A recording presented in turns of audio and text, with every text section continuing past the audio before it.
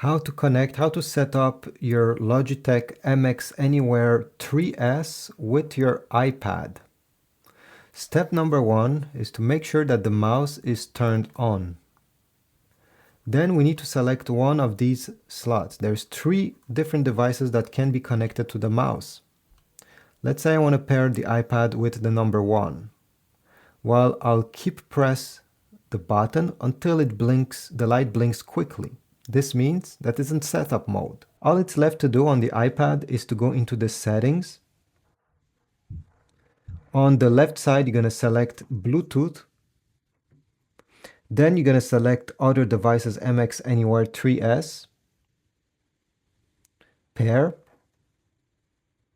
Okay, and now it's working. There's a few different settings you can change though. So if you go on the left side over here where you see accessibility, and then on the right side, if you click on pointer control, you'll be able to change a few different settings. So the contrast of the pointer, the color, how big you want it to be, and how big you want this to be, and other different things. Once you're done using your mouse with your iPad, simply switch it off, and this is it. Next time you want to use them together, turn it on. Make sure that you are in the correct slot, so number 1, since this is where we pair the iPad, and it will work.